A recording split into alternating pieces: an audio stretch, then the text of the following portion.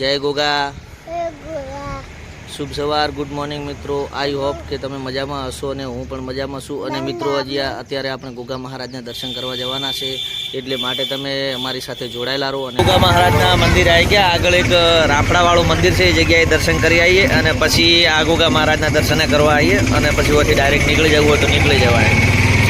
આગળ થોડું અડધો કિલોમીટર દૂર છે રાફડાવાળું મંદિર, ગોગા મહારાજનું પ્રાચીન મંદિર.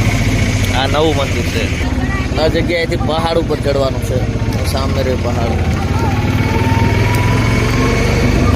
તો આપણે ફાઇનલ ગોગા મહારાજના મંદિરે આવી ગયા, જે પ્રાચીન જે જૂનું ધામ કહેવાય. અને આ જગ્યાએ ધૂણો છે, એ જગ્યાએ આપણે આવ્યા હોય. આપણે અંદર જઈશું મંદિરની અંદર અને દર્શન કરાવું બધાને તમને. તો આ ગોગા મહારાજના મંદિરની જગ્યા છે અને આપણે ગોગા મહારાજના મંદિરના દર્શન કરીએ. જય ગોગા, જય ગોગા મહારાજ. તો આ ગોગા મહારાજનું મંદિર છે અને આ જગ્યાએ ગોગા મહારાજની અખંડ જ્યોત ચાલુ હોય છે અને અંદર જવાનું હોય છે. પોચમના દિવસે ચાલુ હોય અંદર જવાનું, પણ અત્યારે લોક મારેલું છે એટલે કંઈ જવાનું હોતું નથી. જય ગોગા મહારાજ. અને આ ગોગા મહારાજનું આ બધી જગ્યા છે અને આ ધર્મશાળા છે ઉપર જમવાની. પોચમના દિવસે ગોગા મહારાજનું વધારે હોય આ જગ્યાએ મહત્વ, એટલે પબ્લિક બહુ આવે અને આ જગ્યાએ બધું જમવાનું ને એવું. ચલો તો હું ગોગા મહારાજને દર્શન કરી લઉં હવે. આ ગોગા મહારાજનો ધૂણો છે, આ ગોગા મહારાજની મૂર્તિ છે ને અખંડ જ્યોત ચાલુ હોય છે. જય ગોગા. બબુ હાડો જય ગોગા કરી દે, જય જય કરી દે. આ વાત જોડીને જય જય કરી દે. હેડ જય ગોગા. લેડ હવે આવતો. ગોગા મહારાજના જૂના મંદિરના દર્શન કર્યા રાફડાના, અને દર્શન કરતા હતા કાકા ચા પાવા આવ્યા, એટલે કીધું ચા પણ પી લઈએ આપણે હવે. અને આ કાકા જગ્યાએ સેવા કરે છે મંદિરમાં. જય ગોગા. અને ચા પાતા હતા એટલે કીધું ચા પી લઈએ કીધું આપણે હવે.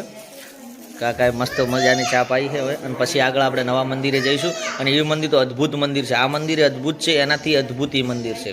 આપણે એ મંદિરના હવે દર્શન કરીએ. આ જૂનું મંદિર છે રાફડાવાળું.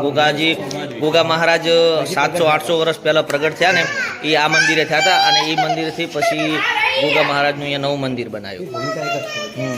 આ ગોગા મહારાજના નવા મંદિરે આપણે આવી ગયા. અને આ મંદિરની બહારને બધા પ્રસાદીવાળા અને બજાર છે આ બાજુ. પહેલાં તો પોચમના દિવસે તો બહુ મોટી બજાર ભરાય હોય કને, આખો દર પોચમે મેળો હોય. અને આ ગોગા મહારાજનું મંદિર છે. અને આ પહાડ ઉપર ગુરુની જગ્યા છે. ગુરુની જગ્યા છે ને ઉપર એ આ શેખ પહાડ ઉપર. પહાડ ઉપર તો લગભગ ખાસી બધી વખત ચડેલો છું હું, પણ આ દર્શન કરવા ઘણી વખત આવ્યો, પણ આ ફેમિલી સાથે પહેલી વાર છું, એટલે બધું દર્શન કરી લઈએ. અને આ ગોગા મહારાજના મંદિરની જગ્યા છે. અને આ ગોગા મહારાજનું જય ગોગા.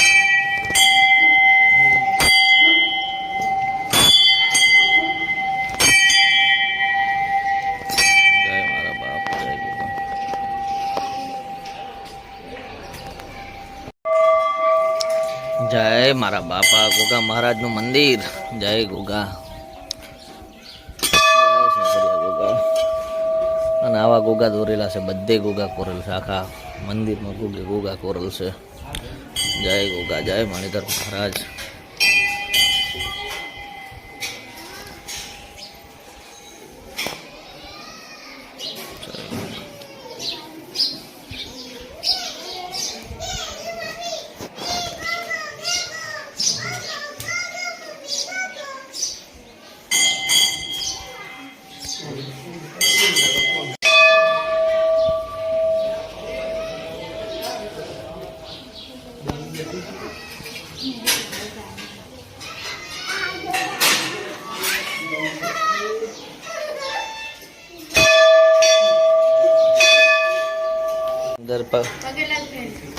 જે કરો એવી રીતના બસ.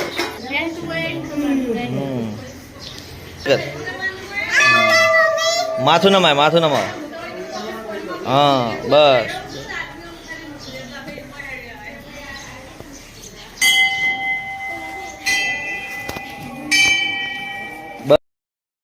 દર્શન કરી લીધા. હવે અમે બબુ પ્રદક્ષિણા કરીએ ગોગા મહારાજના મંદિરની.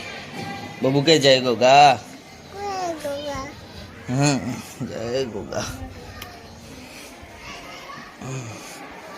ગોગા મહારાજની પ્રદક્ષિણા આખી થાય, પણ અહીં કને આગળ આડું કરેલ છે તો પાછું વળવું પડશે.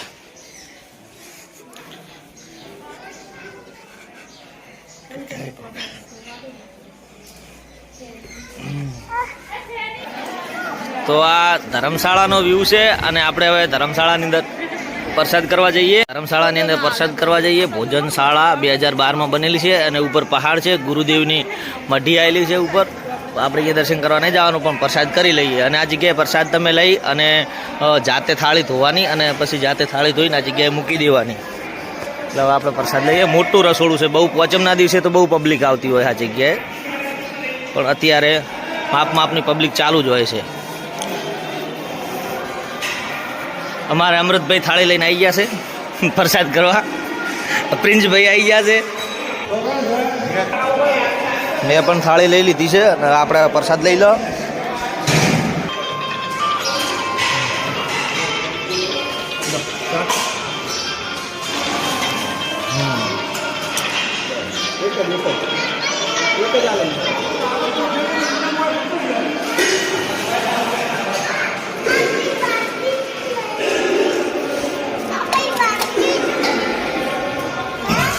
પૂરી, મોહનથાળ અને ચણાનું શાક અને દાળ ભાત. ચલો હવે અમે પ્રસાદ કરી લઈએ. મંદિરના નિયમ પ્રમાણે જમ્યા પછી જાતે થાળી ધોવી પડે. થાળી ધોવા લઈ લીધી. હવે ધોઈ નાખીએ આપણે થાળી. અમારે અમૃતભાઈ થાળી ધોવે છે મસ્ત મજાની. અમૃત ઘસીને ધોજે, ભૂલ ના આવી પડે. આપણે હવે શંકર ભગવાનના મંદિર તરફ જવાનું છે. હા, જય કરવા. તું કરીશ ને જય? હા, જો જેવો પહાડ છે, જો બાબુ. ઉપર સીડી છે, મને ખબર છે તુલ ભાઈ સીડી છે. જય જય આવ્યું.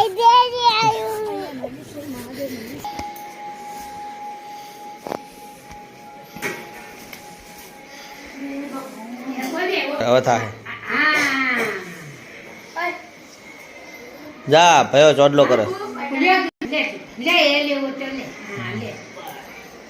જા ચોડલો કરે ભયો. જા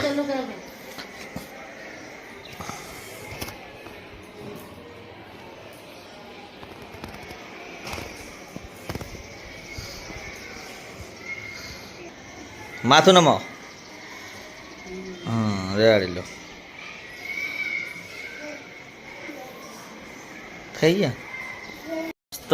મસ્ત મજાનું મહાદેવનું મંદિર છે અને ઉપર 12 જ્યોતિર્લિંગનું મસ્ત ચિત્ર દોરેલા છે બધાએ. અને જોરદાર મંદિર છે મહાદેવનું. અને સામે યજ્ઞશાળા છે. લે હાલ બાબુ. તો આપણે મસ્ત મજાના ગોગા મહારાજના મંદિરના દર્શન કર્યા. ગોગા મહારાજના દર્શન કર્યા અને પ્રસાદ લીધો. મહાદેવના દર્શન કર્યા. અને આજના બ્લોગની અંદર આટલું હતું. બ્લોગ સારો લાગ્યો હોય તો કોમેન્ટ કરો, લાઈક કરો અને એક ચેનલને, મારી ચેનલને સબસ્ક્રાઈબ કરો. ને જય ગોગા.